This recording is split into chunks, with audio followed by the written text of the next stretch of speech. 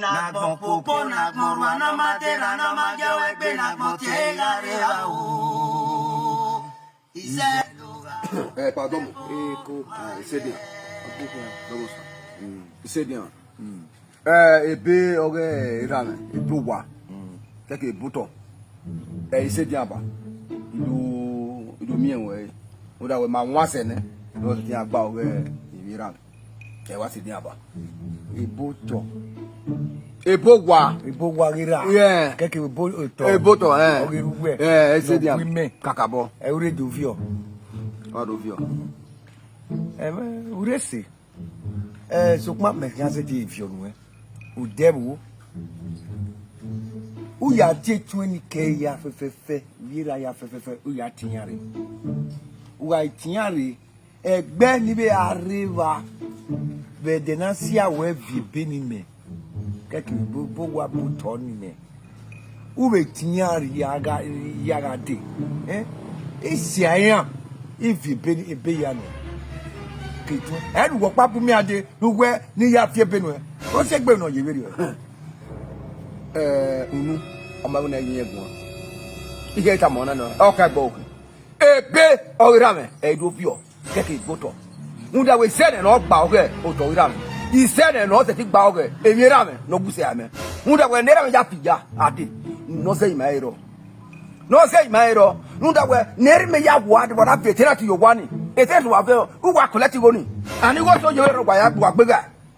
If you have was Simayo, nothing what you know. You were one no way, while what down so far, and you remember Yao. I will be a baby. Said you walk Megwana. Kakabo, every time I wear in one cent, a baby with Gualo, we had to beg with the Bedero. Yeah. A bay, I'll go to a walk while we're Gualo, what do beg with the Bedero. Yeah. Every time, me, where was you? Oh, we were Banabi Mania. He la wife you been with. If you know walk by Ramen.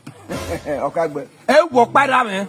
I can also wear what a boy wear me. Oh, I ramen no. Or what we could or what we query. My way, I can say you wear a bear me, a high note. Bello Jenny, who yap dip or what on yap, woman up your working out. Alas, you know, women up your working out with one. Me, you one. Okay. You put a one when you walk. In work, but in halfway, one where we are, we have been rain as a TV. He got pure, so we have a what or my way over. We are a woman with over. Oh, say, no one can see. The person, I don't know what I am moving. A person, I don't know what I am moving to receive. What did I will receive?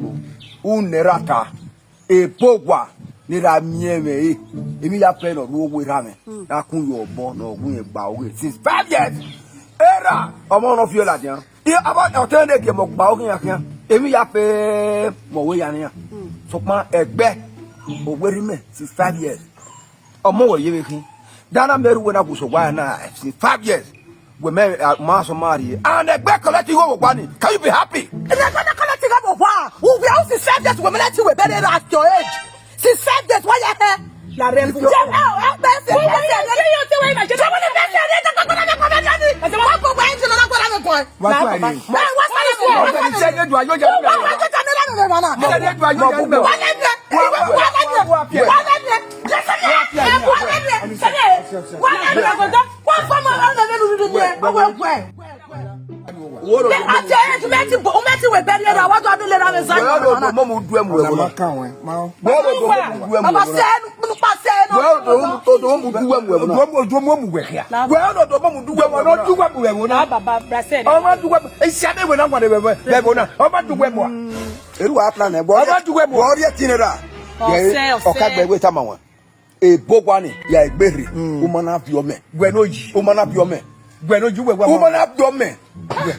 Yeah, get back back. Inam yomu. He may have with Soto.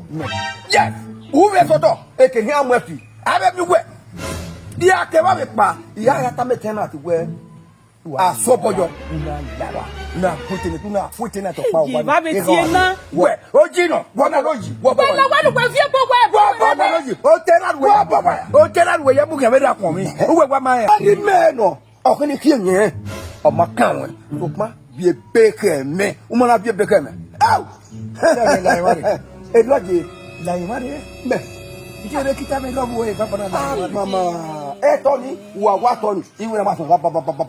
Na wa fun papa. Aba se de yo. Ah. Ugbe yin ya. E ti de pu pa we na wa we fie be ebo wa ge oge. No ge na. Ugbe be ke ni fi jabjo ge.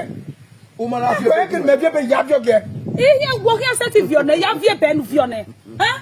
E ke zo na me ma le ke gbe mere ama yeye. E no wa egbe ke wo ka gbe. O wa no fu de hu ni. Ono de anya na mu me. Oni. La baba ogo ha no. Ogo wo. Iya da bi aba gbe. Oni. Iyin amiyin na miyin be gbo. Yo we fe loje. Se ni na amiyin be gbo wi be. E bu wa. Oni yo we. Iyin abe. We ga sigojo. Igo ya pen we o wa ni. Wa zenu hu ene. Wa e we o ba ku e ko. Se ja. Mo ku we ku. Ogo wo ka. Me we nyamu na. We nyam we. E be wo to we na. Me we nyama na. E bo to we na. E bo. We nyama na. Jo me. La baba. Jo me. E pla wo ko la. Iyo mi lo ko gbe. Ose. Iyo mi lo ko gbe. Ebo wa ni vio to no do vio. Ka me we no do vie be ni rebuwa. Ruda iserie. Iho se very owe. Awi pata bi si gaga ino. O e o mu we na. So se no wa ke na te mu me. Arebuwa. O iserie o mu we na. O e mu me kaka bo. Ma ne no ya yo bo gbegbe daro. O le ba se bo yin ka wo do mu amu. Imo mo do mu amu do mo mu. Ije egbe pese ni. Ele pese ni we ni yo yo. Egbe ni ije baba ebe ni ge fie le pese ni. O to na ade ba hu ge fie ni. Bugba. E fie na ije gume na wotapa. Eri se ni ma be ri se ni go re ba nyoke ka megbe na gbe fie be ni ra le. Because egbe omoni ni no ga yawo. Ayi na be aba fie bottom ni ne ba me ni pese. De o ma no ma bogwa o ma na ye ma bogwa ori ewu ku to kun. E pese ni. O na ti mo tere hin. Unu gi no no wa ni le boso duku me. We giju atali no taloba ni. Bugba. We atali no taloba. Ise ni e be we wa mi se ni ni. Era ma kayo mo. Ma kayo mo. Bi se ni o pari re. O ma teto ni ke le ni. O ma ti egbe egbe we ba gbe. O we ni fie be ni. Ikere wa be ge onyanya mo. E bugwa ya no wotapa. Ya yu we era wo ge bone. Ora e wo ge Era ki o mene. Be ku e bugwa gbe no e do keke de wa to no na. Je ise. O ku mo ku hi. Ya ke we ma de je ra mi ayara gbo we ni se ni ge de. Enye biegwa. Enye era me no enyo chera me obiera me no ti. Ona ogi emi no. Me nga ka mi se ni de no we gbi la wa ya ka me we o te mo bio e. O te mo bio ije me kwere. Enye me. O ti me koke. Bona duga de bi teme ni ke. Okay. Rebuwa okonu asina. Okonu asina. Rebuwa. Ije. Wanana. Ana mi se ire na mokori wanana. Wai mu gba da e o. Owo okoro da. Wai mu gba da rebuwa. Okoro wa gele pese re mi je ni ken abi bi ra ni ken pese ni na po o ma no mo we nya ni ken ya ri orio we ni ya iya igbe no ni opo nu ga mu nya ya ni ken le ja ke mwere o gbo si ni yo to o kwa no ga me baba ko yo tare enyo nya wa we na ya ka mi ya ga ra bio e ugwe se gbo mo ki ata beni e bo li ke chere we ni do fie peni e de yo me no ya e jo no ki wa ni e nu gbe ajo wa ni ya e be ni ya o e o ge da me o go teme no la rebu wa wo pa egbe a me ma wi wo pa nya wa la bu e sale pa ni a be no ga ta ba we e ni odo mu abuga do mo mo mo na mi ro e je we de ba ni o ni no wa ri e ba we ba na igba e me wa da yi gaga ibo na mi ro pa mo mo agwa onu aka atole we ki ade fo awu repu ado we mi ni wo ma wo rebuwa bugwa wa na gbegbe na ka won ugwa ma na ona yo papa temwera na here amata ugwa ma na yo papa temwera na here eru ga we mo tuwe ni se ni o popo ya ti ra mo ri e wo dukun geri ama o era wa di ise ni aka na gera mo nu mo kwa be ra pa mo rebuwa rebuwa ro de nu wa na gbe me wa na nwa gwa no age me be ri o o ma no se ti to bo mo afi mi no okay bo mami eni yan lu ti lo sale body enu e era re bo ni we ya kan o pe ade ti o re bo o pe ade ti o re bo ma go nu ya gun ru da we na kele gbin na kele ke we ise ri amako o we are working can go up your pocket. No can why you be your no be sacred baba. Me na can be ya so ma kwa. Ni go up your pocket what no be obi sacred you be your baba. Gbe mo ana so e din se ri re den der o gaga mama igwa sia. De dia ro kwa be der o te kwa ro ri che ka ho bi ye ha o de de la gbo na ko le der wa bo wa e Ugwa gwe pe wa no gwe gwa kana ise rie. je were Ise rie no orun iso vien ogbo re ya upa. E gwe gwa ka ebuwa. Oma o hin wo sege. Iko wa ya. David no ho mwe ba agboku akwa wa kai na wa afia. Be ni enya ni we no de me megbe ko. Me megbe. La wo vie be ni. Me ko e be no ko ke mu bia me. Se ni na be matata bo. Ojo anya ma me. La wo vie be ni ne. We ya fio ge. Vie be ne. Me kata ma bo ya fio ge we ke no ye ya fio ge. Ise rie no ye wo vie ni. Onya wana onya du me kama na der yo awe so.